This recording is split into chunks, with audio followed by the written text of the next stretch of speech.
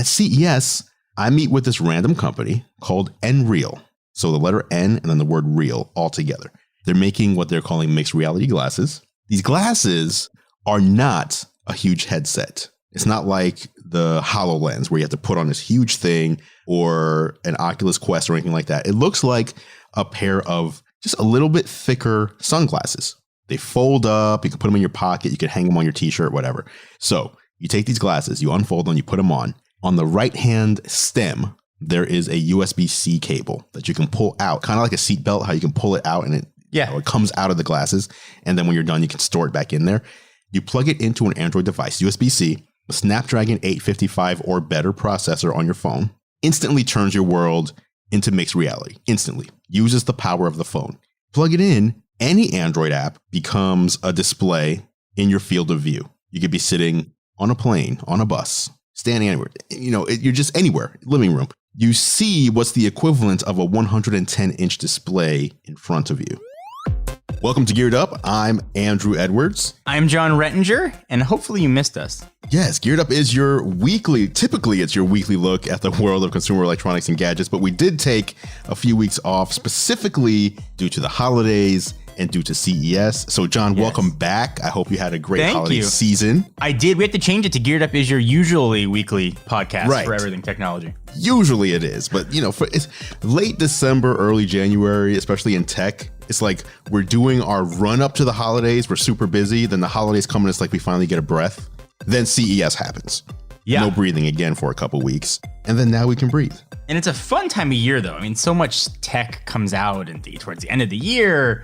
And then January is usually pretty busy for the Android side. There's just a bunch of cool stuff coming and a lot of cool stuff that we saw at CES. So we've been locked and loaded with topics for a few weeks now. Mm-hmm. Right. So before we jump into CES, though, which if you don't know, it is the Consumer Electronics Show. It is the largest consumer technology trade show in the world, certainly in the country. I think IFA might be bigger. I'm not sure. But before we jump into that, since, as we mentioned, we haven't been on since the holidays. How were your holidays? Did you get anything interesting tech-wise? I bought some stuff on Black Friday. I bought the new DJI Mavic Mini to fly with my kids. They've been sort of into drone. How's that going? It's been fun. It's more like they watch me fly. I don't necessarily trust them holding a controller that has my phone on it and not to crash the drone, even though it's got safety precautions.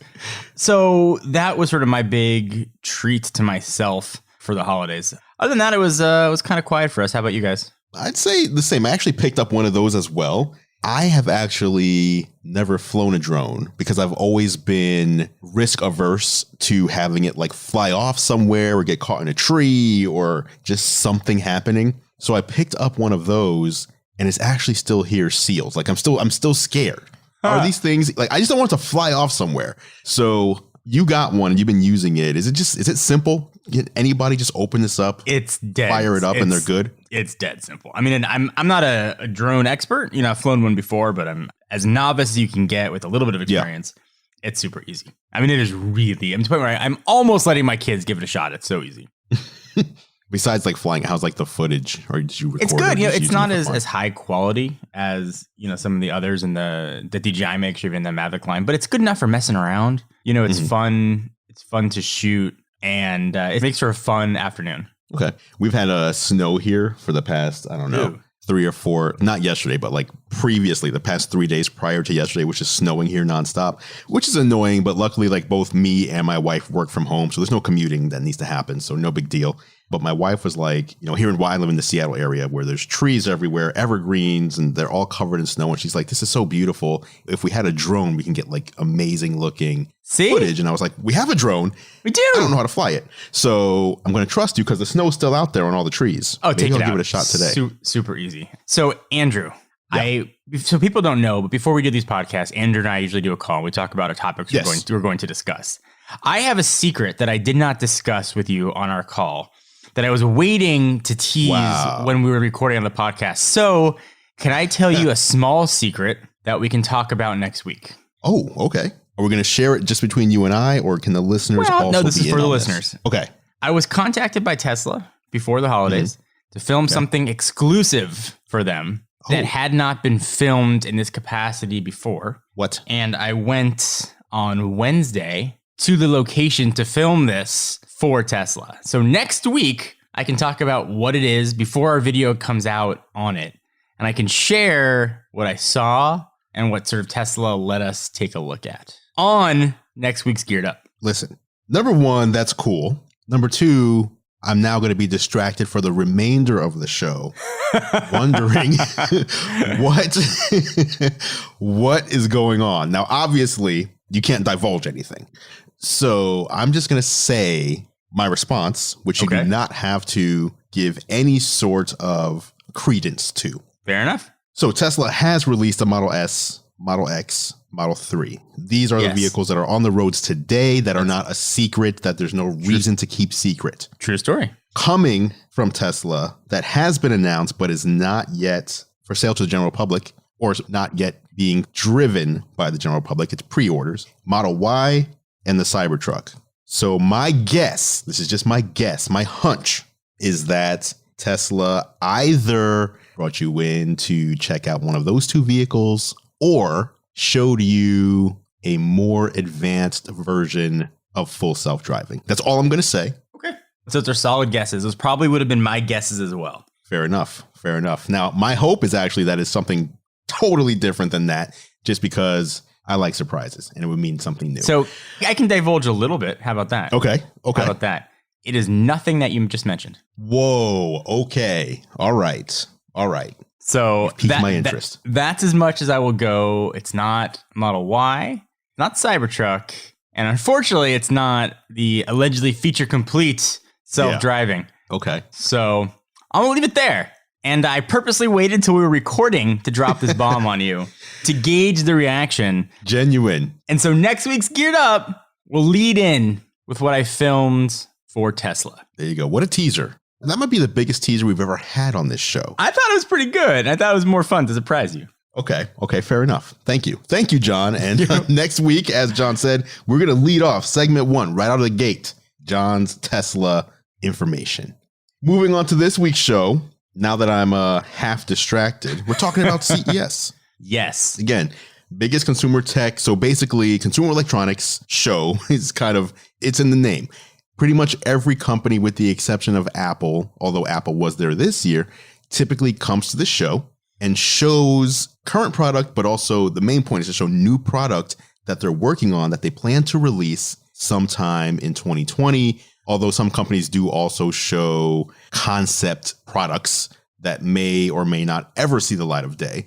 And so it's huge, though. I mean, it takes over Las Vegas. It takes over the Las Vegas Convention Center. They're building a new wing to the convention center because it's not big enough, despite how huge it is.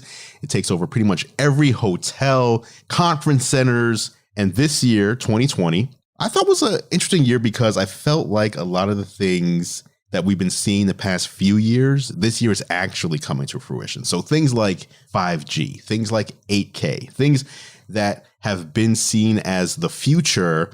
And I feel like the future is kind of now. 2020 is kind of where all the things we've been talking about the past 2 or 3 years are actually going to be available to the average consumer at reasonable prices. Yeah, no, I think that's fair. CES has always been about the future and what's coming. And I feel like this was more of a well-rounded year. But CES is kind of a crazy show. It used to be, Microsoft would open the show up with a huge keynote. Usually it was like, Bill Gates or Steve Ballmer would sort of share something giant. And then Microsoft stopped doing that. Yes. So CES is a show that's focused on consumer electronics, which is sort of, in the name, has kind of waned. It seems like it's transitioning more towards like an automotive, TV, and like IoT home kind of show. Yeah. I feel like that's mostly what's there. And that's cool to see the show kind of evolve and almost like pulsate, and every year you can sort of see it wane and undulate. I thought this was actually a pretty good year for CES after a few down years. There were some big reveals, some things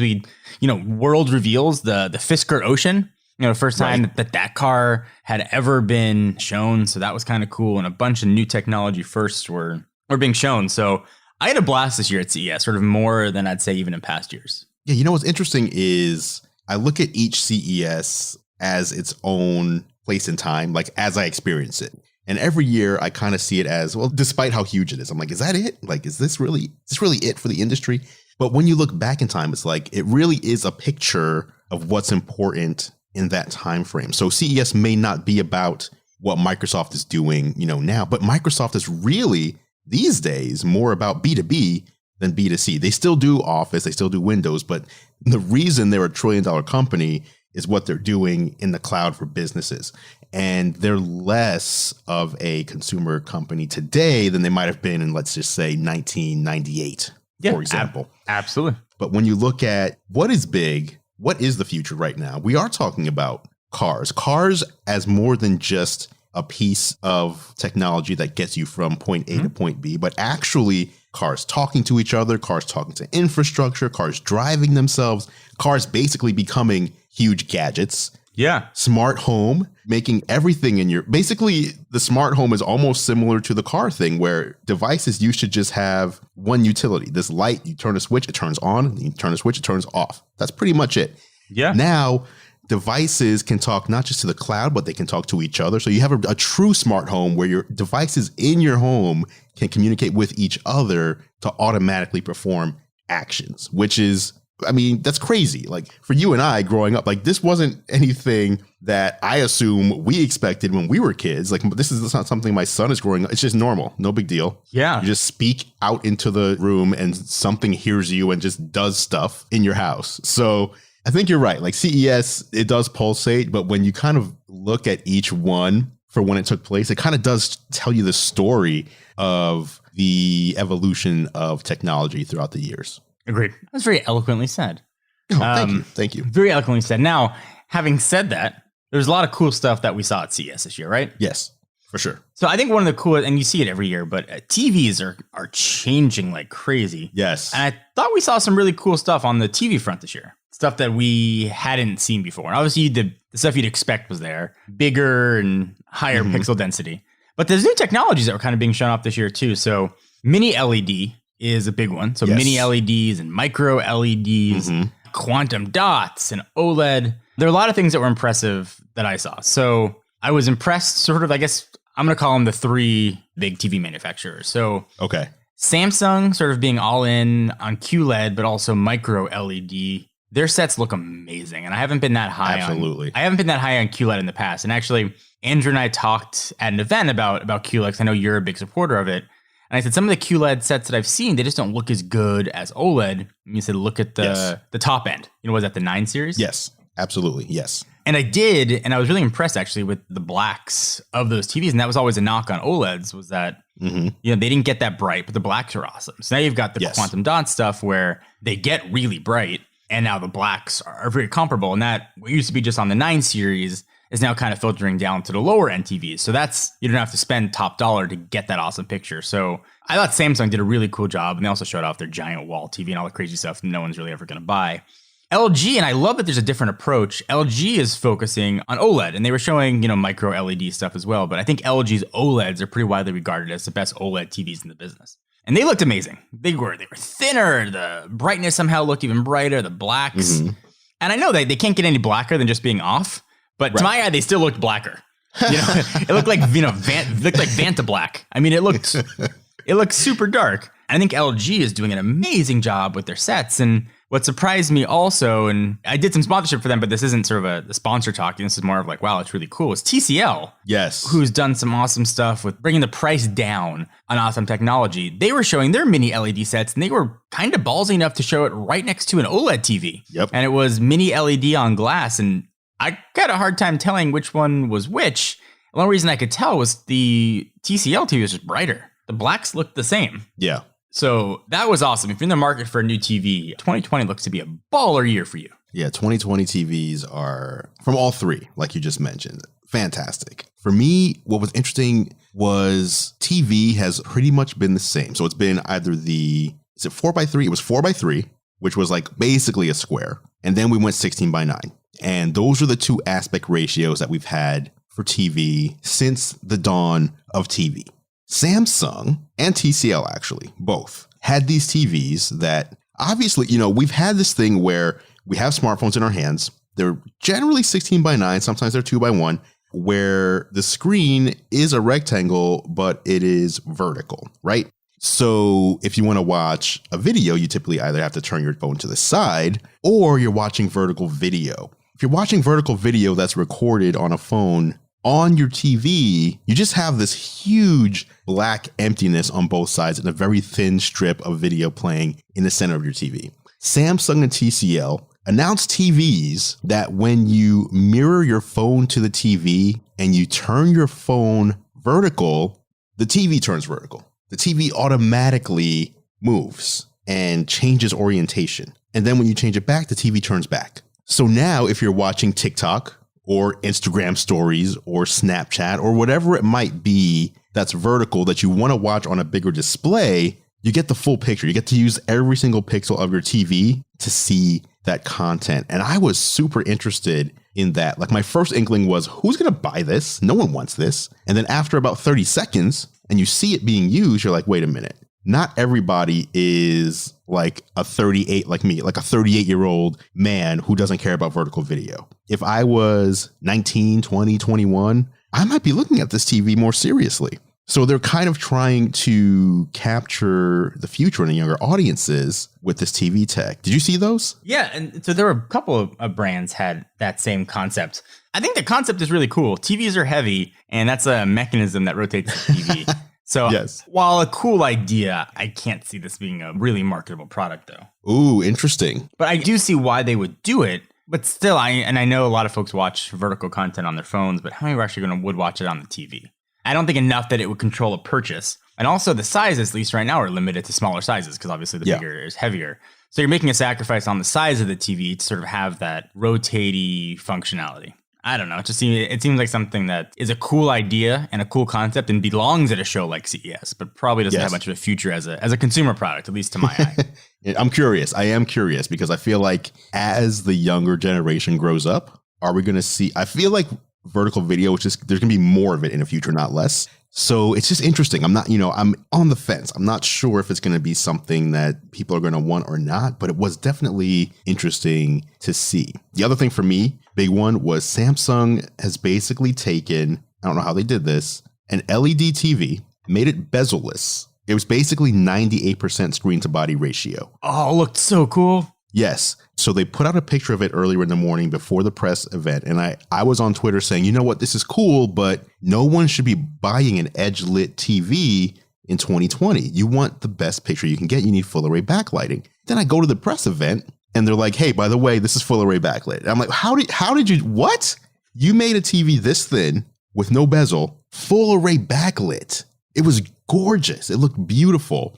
And the picture, 8K, it's high dynamic range, obviously, and it has the next generation processor in it to do AI on the picture. So if you're looking at something, let's just say TCI, for example, or TCL rather, we take TCL, they don't have like the best processor in their TV. So they can give you an 8K picture and they're going to upscale everything to 8K and it will look very good. Don't get me wrong. But that's like the old school version of upscaling. What Samsung is doing is they're taking a chip and saying, okay, this is the sky. This is a person, this is a tree in real time, and not just upscaling, but actually optimizing the picture frame by frame to make it look good in 8K. In a lot of cases, lower resolution content looks better on a Samsung 8K TV than it would natively on a 4K or 1080p set. And I was blown away. These are actually coming to market, right? Like these are their 2020 lineup. Correct. Yeah, this is the 950 TS series from Samsung. Is this a new TV for you? So what's ridiculous is I think so. So I have last year's TV. So the thing that I do when I buy any new tech, right? Because a lot of people are like, how are you always upgrading all your stuff all the time? I take whatever was the last thing that I bought and I basically use that. I tell my wife, like, this is my coupon. So I sell the old one. It's not like I just buy the new one and then the old one goes in the trash. I sell the old one and then I use that money towards the new one. So I'm paying more like an upgrade fee than paying like for a whole new thing. So when I saw the TV, my only complaint about Samsung, literally only complaint, is that they refuse to pay Dolby to license the Dolby Vision technology. So they hang their hat on HDR10 Plus, which they say and was accurate. There's way more HDR10 Plus content out there than Dolby Vision. Sure. This was true until Apple TV Plus and Disney Plus launched, which both do Dolby Vision. So now they can't use that same argument. So I'm not sure what they're going to do, but that's my only complaint. And quite honestly, it's a minor complaint because if you're watching something in HDR, you're getting a fantastic picture. And it's way more obvious going from non-HDR to HDR than it is HDR to Dolby Vision. So when you look at their TVs, like the price for performance with Samsung, I think is the best value if you want to go high end versus something like LG where you want to get an 8K OLED. That's going to be like a $20,000 TV. I know. Maybe 15 this year. I was all high on all the other tech, and I saw the 8K OLED. I'm like, crap. That just looks so good, but it's going to have to be, you have to get a mortgage to pay for it probably. Right. Or, you're basically, you can either buy a car or you can buy the LG OLED 8K, or you get something that's like 99% as good from Samsung, and it'll cost like 33% less. So TVs at CES, a big deal. And of course, value. You mentioned TCL. If you want a value TV this year, TCL, I don't know if anybody's beating them for the price. I completely agree. All right. So that's CES. That's TVs. I do have a couple more things I want to talk about from CES, which we will do after the break. So stay tuned. Little tease. A little bit of a tease. Even more cool tech from CES coming right up. Welcome back to Geared Up, brought to you by National Car Rental. I'm Andrew Edwards, and it is now time for the National Car Rental story of the week. As you know, Geared Up is sponsored by National Car Rental. And if you don't know, I also do a show with National Car Rental on YouTube called Technically Speaking, where I bring you the latest, my picks for the best tech for business travel. Whether you're business traveling or even whether you're going for leisure travel, there's a lot of tech out there that can make your travel more efficient or even more fun. You can check these episodes out at the nationalcar.com control center or go to youtube.com/nationalcarrent. The latest tech puts you in the driver's seat. National Car Rental's Emerald Club will keep you there.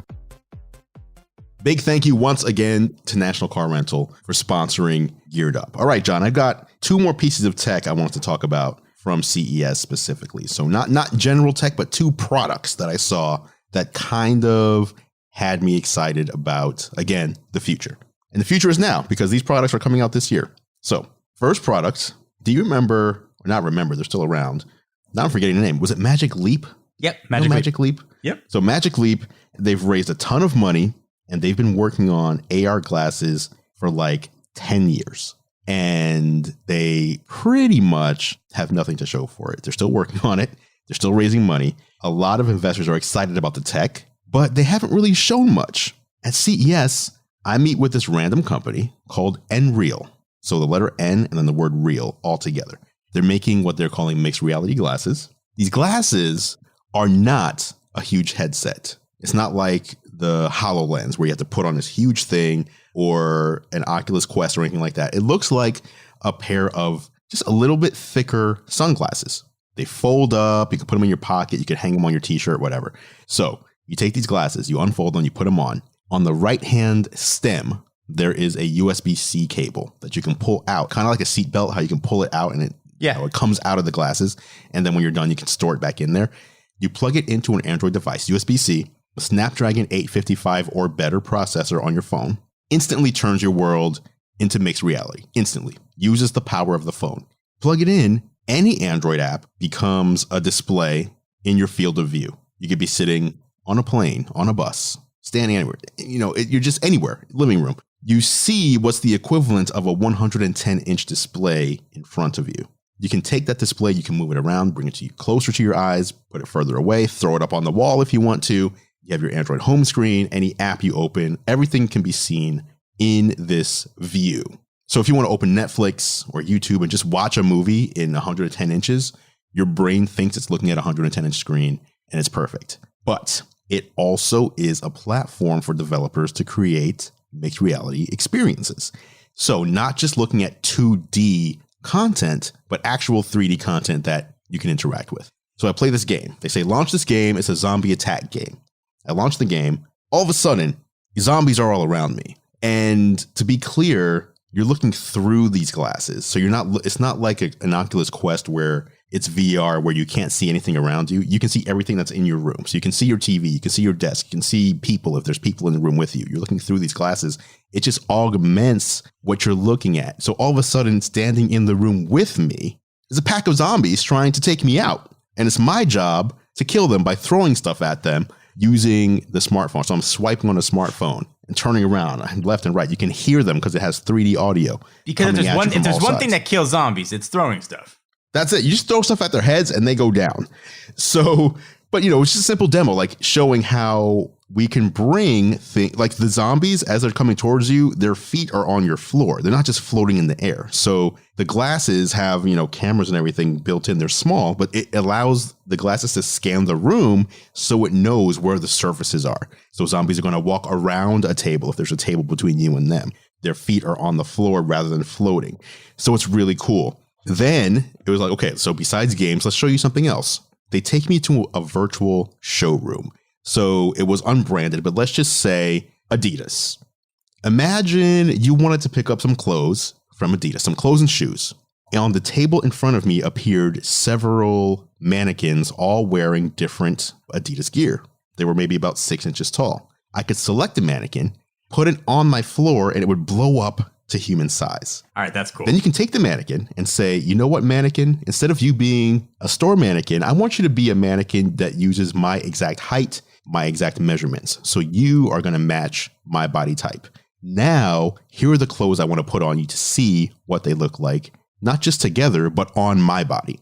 And then you can buy what you put on the mannequin. If you like how it looks, you just add it to your cart and check out. So the mannequin that's just sitting there, you can get up, you can walk around, you can look at the top of the mannequin, you can bend down, look at the shoes, see how everything's fitting. It was incredible. This is the future. These Nreal AR glasses are coming in early 2020. They will work with, like I said, flagship level Android devices, not iOS just yet, but so cool to see this kind of tech that I didn't think what we were going to be seeing for like another year or two. When people talk about Apple making AR glasses, This is kind of it. So that was very cool. Number one. Number two, you're a homeowner. I'm a homeowner. Fair. We have families. We do. There's one thing when you when you have a family in a home, one thing that you worry about is protecting the family and the home, correct? Yeah, of course. You want to make sure everybody's okay. You want to make sure the stuff you have in your house is okay as well. A company called Sunflower Labs. They're making this product that is a drone-based security system. So you set a few sensors and cameras around the perimeter of your home. So let's just say your home has 4 corners. You set up 4 cameras around your home, 1 in each corner. You can then set the level of sensitivity. Do you want it to sense anything, including a car driving by? Do you want it to sense animals? Do you want it to just sense people? Whatever it might be. Emergencies like fire, things blowing in, it depends where you live. If you have like tornadoes or whatever where you live, you might want it to sense that. Once it recognizes one of these things, so let's say for me, I say, you know what? Between the hours of 9 p.m. and 8 a.m., if there's a human being in the perimeter of my home, I want to know about it. It'll look for it. It'll send you an alert. But then when it happens in your backyard, there is a drone that deploys. So this drone lives in like a robotic box. So it's protected from the elements. When it senses a threat or whatever it is you want it to find, this box robotically opens up, the drone deploys, flies directly up into the air, goes directly to where it sensed the person, but stays, up in the air so the person can't just like jump up and grab it out of the air, goes directly and gives you a live video feed. I mean, that's cool. Showing you what the threat might have been. Yeah. Yeah. And then, you can look at it from your phone or your tablet, whatever it might be. Now, you can also just deploy the drone whenever you want to. So let's say we're at CES. We just want to check back on the house, see what's up. We can deploy the drone right from our phone and watch the video feed. But the cool part is that it's also doing this automatically. And it sends you the video feed when it finds something. And you can also have it send the feed to others. Very cool security system. And this is kind of like, when tech is cool, it's great. But when you take cool tech and make it functional, this to me is an example of using a drone not just to be cool and get like cool footage, but to actually serve a greater purpose. So when's it coming and when can we buy it? It is coming this year. I didn't get the exact date, but it's coming this year.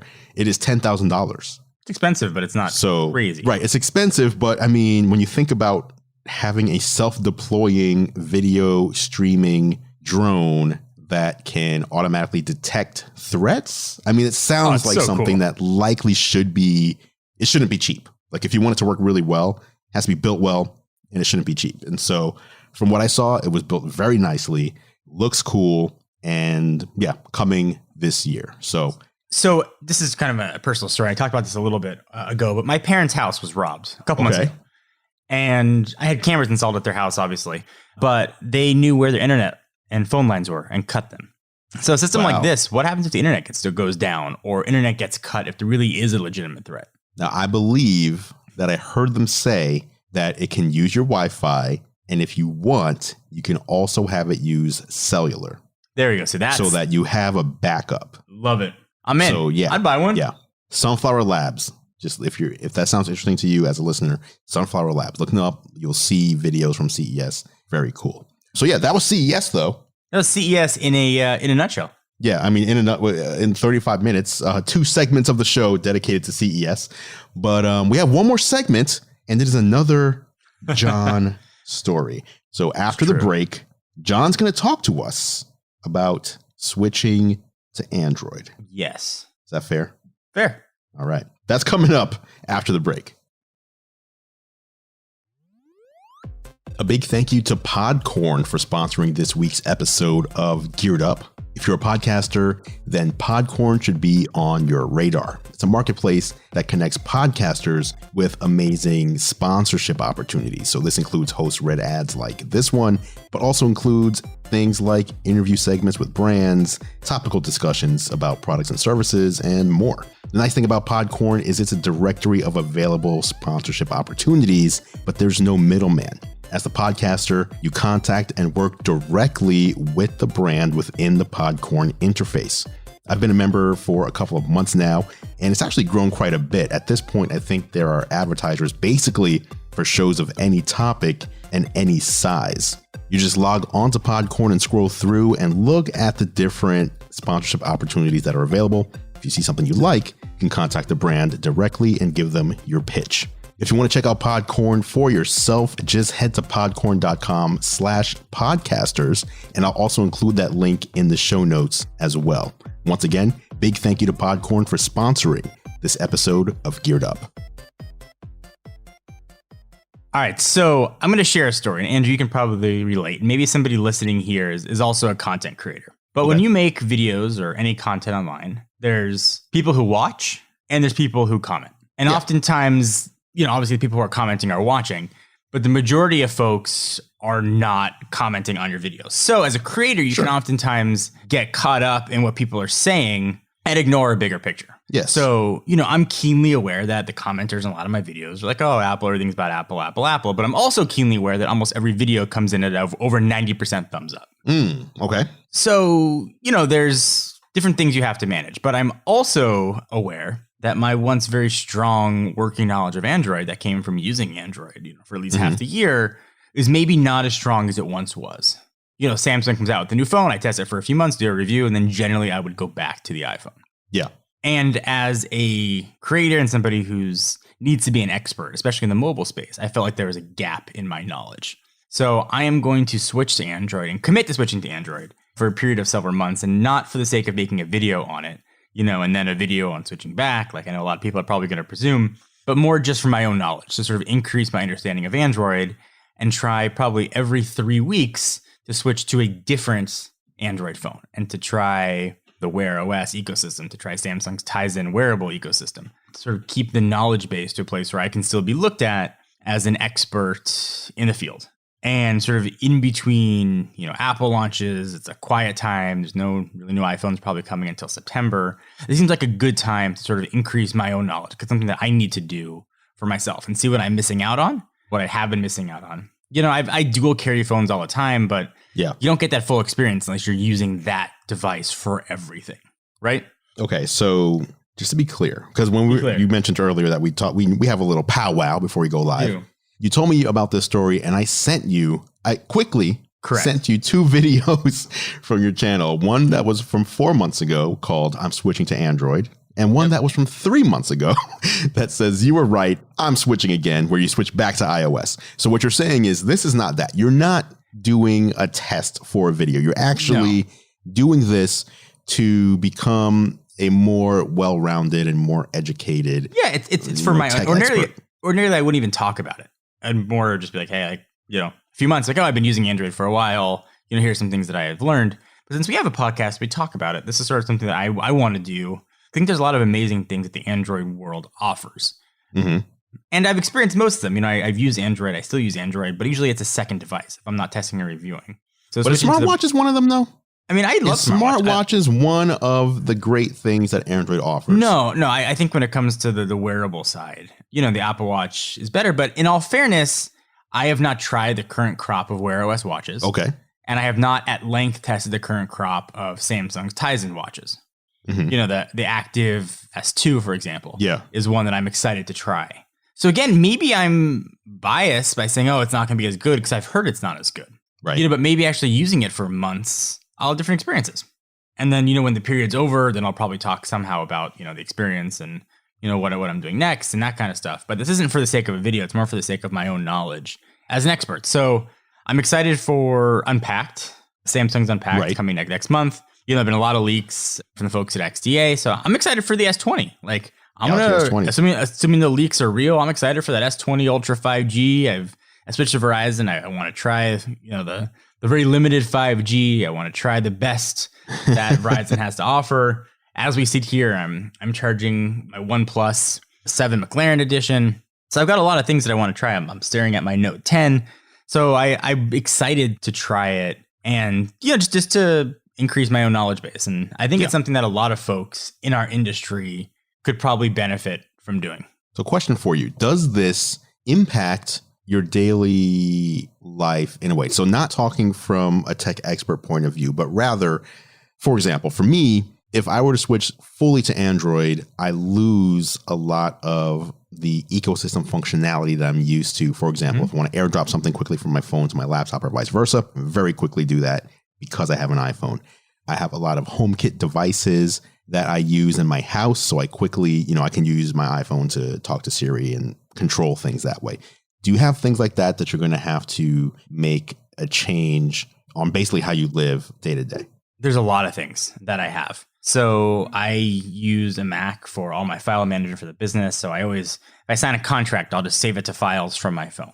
I'll have to find workarounds for that with maybe Dropbox. I share photos with my 90-year-old grandparents on Apple's Photos app. We've shared galleries there. So I can find, workarounds for that. Continuity, copying passwords on my iPhone and pasting it on my Mac or iPad are things that I do all the time. And it's because, and certainly, iMessage and FaceTime. And it's been because of those reasons that I've always come back to the iPhone and why I've always carried two devices, at least for the most part. There's been exceptions in there where I switched to Android for long periods of time. But sort of forcing to make those changes, are those just perceived difficulties? In all honesty, is using something like Telegram or WhatsApp going to give me the exact same experience? I'm not going to miss iMessage. Is Dropbox going to give me a better experience than using iCloud Drive? Is that going to be better than that? As far as sharing pictures with my grandparents, I have an iPad. Do I just need to download my photos at night on my iPad that I took on Google Photos? That's very easy to do.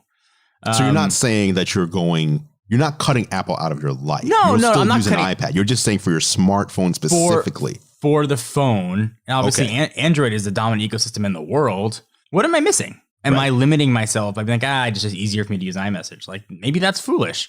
And maybe carrying two devices when I switch to Android has been a limiting factor in my knowledge base. So doing this is sort of my way of being like, let's hit the reset button a little bit and let's see how things go. Are you excited about this or are you nervous about this? Where are you at? No, I've used Android enough. I'm not nervous about it at all. If Unpacked wasn't coming up, I'd probably bite the bullet and pick up a Galaxy Fold and be like, okay, that's a different experience. Like that's something that I could never get never get that experience from Apple. Right? Like that's not a form factor I could ever get. Yeah. I'm excited to try different devices. With the iPhone, do you want the big one or the small one? Right. Like hey, by the way, that's your decision. Yes. Well, this year it's going to be a little different for the iPhone, but at CES, not to go back to CES, but we did have a big scavenger hunt that you and I were against each other. It was every man for himself. And you had help. You had help too. But what I'm saying is that I'm saying the hosts of Geared Up were not a team. That's true. We were against each other. For some reason, you're so enthralled by foldables that you took extra time. I did. To hang out with the Motorola Razr. I'm assuming that's one of the phones, or you tell me, is that one of the phones that you're excited to use or was trying it out? Absolutely. So now I can try all that stuff and I can use it for longer than like, a couple of weeks and do a review. Like I can actually use it as my only phone. If the rumors are true and Samsung's got their flippable, not the Fold 2, but sort of the clamshell-y Razr style, I think Z Flip is what it's rumored to be called. That's awesome. I can try that stuff. That's something you cannot get from the Apple world. It's something the way I had always done things. I'll switch for a couple of weeks, I'll do my review, and then I'll go back. But there's things in that world that I'm probably missing out on. And maybe I'm doing a detriment to myself and my audience by not doing that. I know it sounds so silly and such like first world problems to be like, I'm switching to an Android. But in our industry, ecosystem is huge. Absolutely. So leaving that ecosystem is something that I'm kind of looking forward to trying. And trying a new ecosystem and trying workarounds. And I'd imagine that there's workarounds for absolutely everything. Those experiences and workarounds might be better than the originals. Right. I'm excited to hear. Like, by the way, if you're listening to the show, if you have questions about this process, if you've been thinking of switching from iPhone to Android or Android to iPhone, drop us your questions or comments or even your advice for Jon. If you've already done this, you can catch us online on Twitter at Andrew Edwards, at Jon. Wait, is it just Jon for Lakers on Twitter, right? Jon for Lakers, and Instagram. We finally got the name changed from Techno Buffalo. It is Jon Rettinger at long last. There you go. So yeah, let us know. Let us know what you think about this change. If you've done it before, if you have advice, or if you're curious about it. We'll obviously be following up on this. This won't be the only time we talk about this, I'm sure. When is day one of the change? Honestly, I keep staring at the Galaxy Fold. Like, I should just buy one. But I feel like this goes to unpack. It's foolish to buy a Galaxy Fold in case something new comes out. So probably when the S20s hit, whenever those come out. Okay. I think that. Or when you get your review unit. Yeah. So now whenever we get those, I'm presuming sometime into February is probably when I'll make the switch. And I think I'm probably going to start. Away. Yeah, probably start with the active S2 for the watch, unless Samsung announced something new, and switch over to maybe the new Moto 360, which is sort of running the new Wear OS, and sort of try those too and just see what it's like. 'Cause I do need a smartwatch. I've gotten very used to it, and I don't want to sort of lose that part of sort of how I conduct my business. Okay. Hey, I am interested to see how this works out, especially from someone like you who I know loves Apple products. So this will be very interesting for me to observe. I'm going to be an observer. I'm not committing to doing this myself. I'm going to live vicariously through you. That's fair. That's fair. I'm excited to try. Perfect. Well, hey, that's the show. CES, security drones, AR glasses, new TVs, and Jon will be switching to Android in about a month. I call that a packed show. That's a full show. So, hey, we'll be back next week. We're back on our typical schedule. So until then, this is Geared Up. See you guys later. And that is it for this edition of Geared Up. Thank you so much for listening. Of course, you can catch Jon and I on YouTube. I'm at youtube.com/gearlive and Jon is at youtube.com/Jon4Lakers. Feel free to head over and subscribe to our channels to stay up to date on all the latest tech. Speaking of subscribing, you can subscribe to Geared Up in your favorite podcast app if you haven't done so already. Just search Geared Up, that's 2 words, not one, in Apple Podcasts, Spotify, Pocket Casts, Overcast, or really wherever you choose to listen. If you like what we do, please consider leaving us a rating and review. It really helps other people find the show. Geared Up is a Gear Live podcast, and you can see more from us at gearlive.com. Thank you so much for listening. For Jon Rettinger, I'm Andrew Edwards, and we'll catch you in the next episode.